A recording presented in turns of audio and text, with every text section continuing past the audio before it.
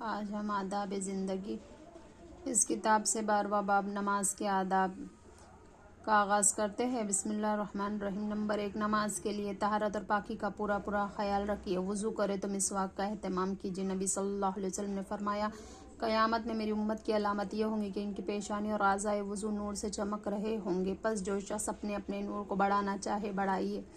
Number 2، صاف ستھرے، سنجیدہ، مہذب اور سلیقے کے کپڑے پہن کر نماز ادا کیجیے۔ قرآن مجید میں ہے کہ اے آدم کے بیٹو، ہر نماز کے موقع پر اپنی زینت سے آراستہ ہو جایا کرو۔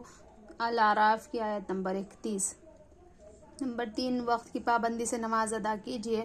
سورہ نساء کی آیت نمبر 103 کا ترجمہ ہے، مومنوں پر وقت کی پابندی سے نماز فرض کی گئی ہے۔ حضرت عبداللہ بن مسعود ایک بار نبی صلی اللہ علیہ وسلم سے پوچھا، یا رسول اللہ، خدا کے نزدیک کون سا عمل سب سے زیادہ محبوب ہے؟ آپ صلی اللہ علیہ وسلم نے فرمایا، نماز کو اس کے وقت پر ادا کرنا۔ اور نبی صلی اللہ علیہ وسلم نے یہ بھی فرمایا کہ خدا نے 5 نمازیں فرض کی ہے، جس شخص نے ان نمازوں کو ان کے مقررہ وقت پر اچھی طرح وضو کر کے خشوع و خضوع سے ادا کیا تو خدا پر اس کا یہ حق ہے کہ وہ اس کو بخش دے، اور جس نے ان نمازوں میں کوتاہی کی تو اس خدا پر اس کی مغفرت و نجات کی کوئی ذمہ داری نہیں، چاہے تو عذاب دے چاہے تو بخش دے۔ نمبر 4، نماز ہمیشہ جماعت سے پڑھیے۔ اگر جماعت نہ ملے تب بھی فرض نماز مسجد ہی میں پڑھنے کی کوشش کیجیے، البتہ سنتیں گھر میں پڑھنا بھی اچھا ہے۔ نبی صلی اللہ علیہ وسلم کا ارشاد ہے، جو شخص 40 دن تک تکبیر اولیٰ کے ساتھ نماز باجماعت پڑھے وہ دوزخ اور نفاق دونوں سے محفوظ کر دیا جاتا ہے۔ اور نبی صلی اللہ علیہ وسلم نے یہ بھی فرمایا کہ اگر لوگوں کو نماز باجماعت کا اجر و ثواب معلوم ہو جائے تو وہ 1000 مجبوریوں کے باوجود بھی جماعت کے لیے دوڑ کر آئیں۔ جماعت کی پہلی صف ایسی ہے جیسے فرشتوں کی صف ہے۔ تنہا نماز پڑھنے سے 2 آدمیوں کی جماعت بہتر ہے، پھر جتنے آدمی زیادہ ہو اتنی ہی جماعت خدا کو زیادہ محبوب ہوتی ہے۔ نمبر 5، نماز سکون کے ساتھ پڑھیے اور رکوع و سجود اطمینان کے ساتھ ادا کیجیے۔ رکوع سے اٹھنے کے بعد اطمینان کے ساتھ سیدھے کھڑے ہو جائیے، پھر سجدے میں جائیے۔ اسی طرح دونوں سجدوں کے درمیان بھی مناسب وقفہ کیجیے اور دونوں سجدوں کے درمیان یہ دعا بھی پڑھ لیا کیجیے، اللہم اغفر لی وارحمنی واہدنی واجبرنی وعافنی وارزقنی۔ اس کا ترجمہ ہے، خدایا تو میری مغفرت فرما، مجھ پر رحم کر، مجھے سیدھی راہ پر چلا، میری شکستہ حالی دور فرما، مجھے سلامتی دے اور مجھے روزی عطا کر۔ نبی صلی اللہ علیہ وسلم کا ارشاد ہے، جو شخص نماز کو اچھی طرح ادا کرتا ہے نماز اس کو دعائیں دیتی ہے، اور خدا اسی طرح تیری بھی حفاظت کرے جس طرح تو نے میری حفاظت کی۔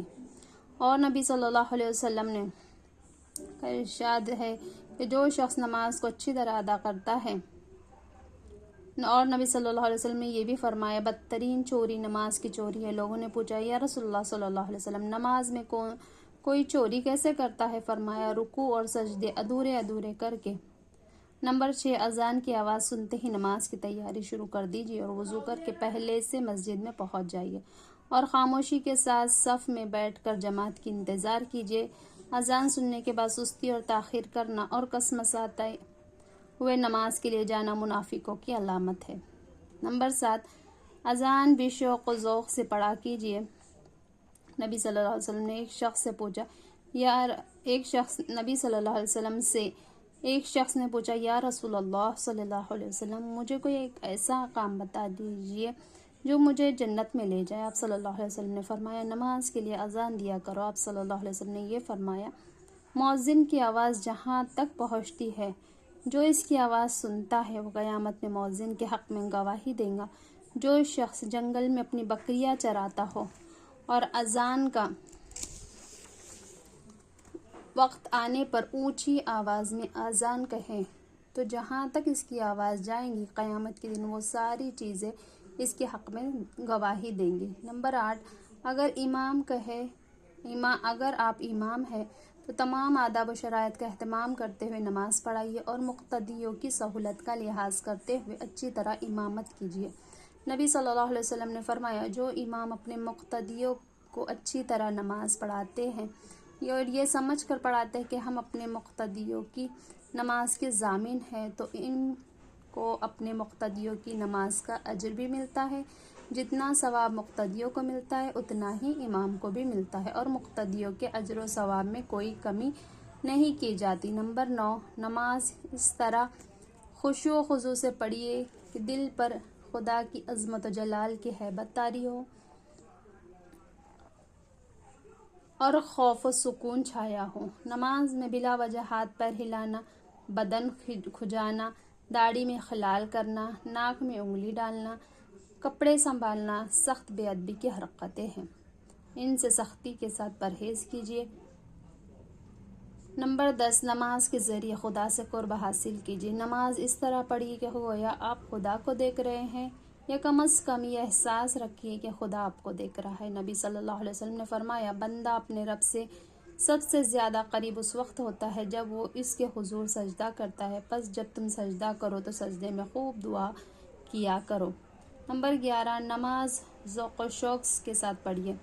مارے باندے کی رسم نماز در حقیقت نماز نہیں ہے۔ ایک وقت کی نماز پڑھنے کے بعد دوسری نماز کا بے چینی اور شوق سے انتظار کیجیے۔ ایک دن مغرب کی نماز کے بعد کچھ لوگ عشاء کی نماز کا انتظار کر رہے تھے۔ نبی صلی اللہ علیہ وسلم تشریف لائے اور آپ صلی اللہ علیہ وسلم نے اس قدر تیز چل کر آئے کہ آپ صلی اللہ علیہ وسلم کی سانس چڑھ گئی تھی۔ آپ صلی اللہ علیہ وسلم نے فرمایا، لوگوں خوش ہو جاؤ، تمہارے رب نے آسمان کا ایک دروازہ کھول کر تمہیں فرشتوں کے سامنے کیا اور فخر کرتے ہوئے فرمایا، دیکھو میرے بندے ایک نماز ادا کر چکے اور دوسری نماز کا انتظار کر رہے ہیں۔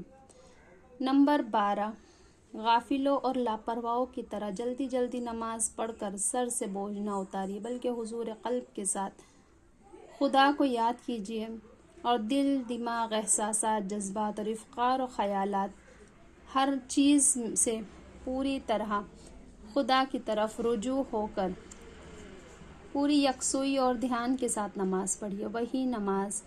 نماز وہی نماز ہے جس میں خدا کی یاد، اور منافقوں کی نماز خدا کی یاد سے خالی ہوتی ہے۔